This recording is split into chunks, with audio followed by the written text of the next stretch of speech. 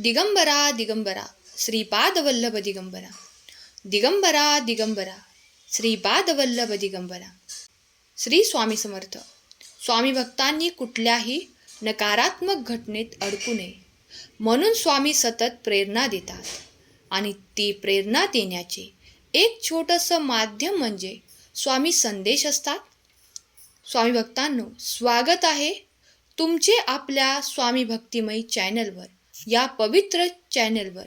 हा चॅनल कथा सांगण्यासाठी नाही, तर तुमच्या हरवलेल्या मनाला जागे करण्यासाठी आहे. या प्रत्येक संदेशाचा उद्देश आहे की तुमच्यातील श्रद्धेचा दीप पुन्हा प्रज्वलित करणे, तुमचा विश्वास अजून दृढ करणे. तुम्ही इथे ऐकता ते फक्त शब्द नाहीत, ते आहेत स्वामींच्या कृपेचे संदेश, जे तुमचं मन हलकं करतात आणि आत्मा जागवतात. आज या शब्दांकडे दुर्लक्ष करू नका, कारण पुढील काही मिनिटे तुमच्या जीवनात मोठा बदल करणार आहेत. स्वामी म्हणतात, लेकरांनो, मी आकस्मित नाही, मी अनंत आहे. मी आलो त्या काळात जेव्हा मानवाने श्रद्धा विसरली होती. मी आलो भक्तांची परीक्षा घ्यायला नाही, तर त्यांना विश्वास शिकवायला. मी दिगंबर आहे, मी निर्गुण आहे, मी सर्वव्यापी आहे. त्यांनी मला हृदयातून हाक मारली, त्यांच्यासाठी मी प्रकट झालो आहे. मी कुणाच्या धर्मात नाही, मी श्रद्धेत आहे. मी तुमच्या प्रत्येक श्वासात आहे.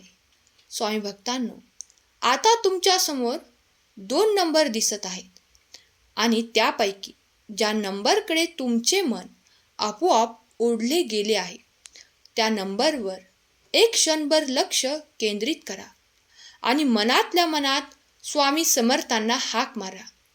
स्वामी, माझ्या प्रश्नाचे उत्तर द्या. तुम्ही ज्या नंबरला स्पर्श केला आहे त्यामध्येच तुमचे उत्तर दडलेले आहे. श्री स्वामी समर्थ म्हणतात, बाळा, तुझ्या दुःखाचे उत्तर तुला मिळाले आहे. ते शब्दात नाही, तर तुझ्या अंतःकरणात आहे. शांत रहा आणि त्याचा अनुभव घे. ज्यांनी उजव्या बाजूचा नंबर निवडला आहे त्यांना स्वामी म्हणतात, बाळा, तू योग्य मार्गावर आहेस, पण थोडा विसावलास.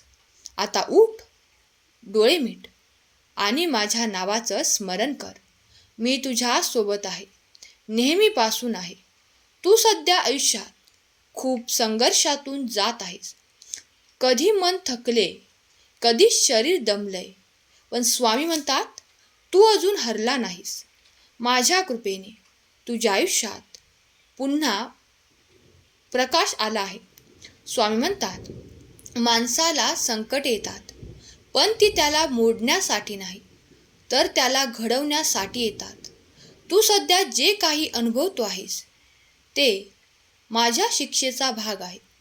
कधी कधी तुला वाटतं की माझ्या प्रार्थना ऐकल्या जात नाहीत, पण स्वामी म्हणतात, मी ऐकतोय बाळा. मी तुझ्या प्रत्येक शब्द, प्रत्येक अश्रू ओळखतो. फक्त वेळेची वाट पहा. जेव्हा योग्य क्षणी येईल, मी स्वतः तुझे आयुष्य बदलून टाकेन. स्वामी समर्थ म्हणतात, बाळा, तुला जे मिळालं नाही त्यावर रडू नकोस, कारण जे तुझं आहे ते तुला वेळ आल्यावर नक्कीच मिळणार. विश्वास ठेव माझ्यावर. तू जे पेरतो आहेस तेच एक दिवस फुलणार आहे. आता हार मानू नकोस. जगाचा नाही, तर माझे ऐक. स्वामी तुझ्या बाजूने उभे आहेत. स्वामी म्हणतात, तू इतरांना खुश ठेवण्यासाठी स्वतःला दुखवू नकोस. स्वतःवर प्रेम कर. स्वतःला आठव. स्वतःशी संवाद साध. प्रत्येक वेळी बाहेर उपाय शोधू नकोस. उपाय तुझ्या आत आहे. माझं नाव घेतल्यावर मन शांत होतं, तर तेच कर. माझं अस्तित्व आहे. मी बाहेर नाही, तुझ्या श्वासात आहे. कधी कधी तुला असं वाटतं की मी एकटा आहे, पण स्वामी म्हणतात, तू एकटा नाहीस. तू एकटा नव्हतास आणि कधीही एकटा नसशील, कारण मी तुझ्या प्रत्येक श्वासात आहे. तुझ्या सावलीसारखा. ज्यांना तू गमावला आहेस, ज्यांनी तुला सोडलं आहे, त्यांच्याबद्दल दुःखी होऊ नकोस. त्यांचं काम संपलं. पुढील अध्याय मी लिहिणार आहे माझ्या कृपेने. स्वामी म्हणतात, आता खूप काही सर्व चांगलं होणार आहे.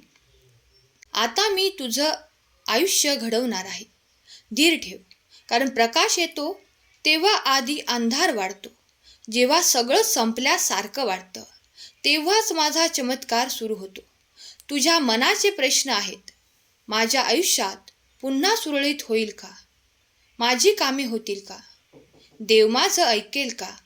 स्वामी म्हणतात, हो बाळा, सगळं होईल, कारण मी म्हणतोय आणि माझं वचन कधी खोटं पडत नाही. तू दररोज थोडं माझं नाव घे. माझ्या नामातच तुला शांतता सापडेल. मी तुझ्या शेजारी बसलो आहे. तुझ्या हातावर माझा हात आहे. लोक तुला कमी लेखतील, तुझ्यावर शंका घेतील. त्यांना उत्तर देऊ नकोस. त्यांचं नाही, माझं उत्तर बोलू दे. स्वामी म्हणतात, ज्यांनी माझ्यावर विश्वास ठेवलाय त्यांचं आयुष्य मी स्वतः सांभाळतो. तू विचारतोस कधी? मी म्हणतो लवकरच. जे हरवलंय ते परत येईल. जे अशक्य वाटते ते शक्य होईल. तुझ्या मनातली अस्वस्थता मी दूर करणार आहे. तुझे आयुष्य नव्या दिशेने नेणार आहे. फक्त रोज सकाळी माझ्या नावाचा उच्चार कर आणि मन जय जय रघुवीर समर्थ. आणि मग पहा, तुझ्या घरात, तुझ्या मनात, तुझ्या नशिबात कसा प्रकाश येतो. स्वामी म्हणतात, तू योग्य मार्गावर चालतो आहेस. फक्त माझ्या नामस्मरणात राहा. लक्षात ठेव, हळूहळू चाललेले पाऊल जास्त दूर नेतात. बाळा, तुला जे त्रास दिले आहेत ते विसरून जा. ज्यांनी तुला त्रास दिले आहेत त्यांना माफ कर. कारण जेव्हा तू माफ करतोस तेव्हा मी तुला नव्या आशीर्वादाने भरतो. आजचा दिवस संपताना माझ्याकडे मनाने सर्व चिंता, सर्व वेदना मला सांग. मी ऐकतोय. मी नेहमी ऐकतोय. स्वामी म्हणतात, तुझं काम मी पूर्ण करणारच. फक्त थोडा विश्वास ठेव, संयम ठेव आणि माझ्या नावाचं स्मरण करत राहा. ज्यांनी डाव्या बाजूचा नंबर निवडला आहे त्यांना स्वामी म्हणतात, बाळा, या जगामध्ये तू माझ्यावर प्रेम करतोस, स्वतःला माझ्या नामस्मरणात गुंतवून घेतोस, तर तुझ्या मनात ज्या इच्छा आहेत, ज्या कृती विस्कटल्या आहेत, त्या मी आता पूर्ण करेन. मी तुझ्या प्रार्थना ऐकतोय. तुझं मन अजून स्थिर झालेलं नाही. बाळा, तू मला रोज हाक मारतोस, पण मनात शंका ठेवतोस. तू देवाकडे मागतोस, पण त्या क्षणी मनात म्हणतो की कदाचित होणार नाही. हीच तुझी पहिली चूक आहे. विश्वास म्हणजे अर्धवट नाही, तो पूर्ण असावा लागतो. जसे एखादे मूल अंधारात आईचा हात घट्ट धरतं, तसंच तू माझ्या नावावर विश्वास ठेवायला शिक. स्वामी म्हणतात, तू बाहेरचा दोष शोधतोस, आतला दोष कधी शोधणार? तू इतरांवर राग करतोस, पण स्वतःच्या रागाचं कारण तुला माहीत नाही. ही दुसरी चूक. तू स्वतःचा विचार करत नाहीस. तू किती वेळा स्वतःशी संवाद साधलास? किती वेळा शांत बसून आत्मपरीक्षण केलं? जेव्हा तू स्वतःला ओळखतोस तेव्हाच मी तुझ्याशी बोलतो. स्वामी समर्थ म्हणतात, तू प्रार्थना करतोस पण कृती विसरतोस. फक्त देवाला सांगून सगळं होणार नाही.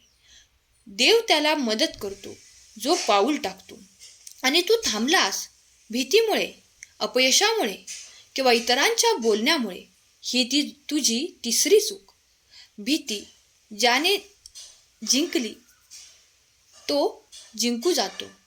स्वामी म्हणतात, तू इतरांना दाखवतोस की तू खूप मजबूत आहेस, पण आतून तुटलेला आहेस. मनाचा भार तू स्वतःवर ठेवतोस, पण मला तो देत नाहीस. तू माझ्यावर विश्वास ठेवतोस असे म्हणतोस, पण खरोखर देतोस का सगळं माझ्याकडे? मनातील राग, दुःख, अपराध हे अजूनही तू धरून ठेवलेले आहेस. हीच तुझी चौथी चूक. चूक सोडून दे. स्वामी म्हणतात, तू माफ करत नाहीस. ज्याने तुला दुखावलंय त्याचं नाव घेतल्यावर अजूनही तुझं हृदय दुखतं. पण बाळा, लक्षात ठेव, ज्याने तुला दुखावलंय तो तुझा शत्रू नाही, तुझा शिक्षक आहे. त्याच्याकडून मी तुला धडा शिकवत होतो. माफ केलेस तर तू कमी होणार नाहीस, तू उंचावतोस. स्वामी म्हणतात, तू रोज म्हणतोस माझं भाग्य साथ देत नाही, पण तू प्रयत्न करताना मन लावतोस का? काम करताना मन तिथे असतं का? की मोबाईलमध्ये, विचारांमध्ये, रागात, असंतोषात हरवलेला असतोस? हीच तुझी 5वी चूक. मन एकाग्र नाही. जो एकाग्र नाही त्याचं नशीबसुद्धा गोंधळलेलं असतं. बाळा, माझं नाव घेताना मन एका ठिकाणी ठेव. मी तिथेच आहे, तुझ्या स्थिर श्वासात.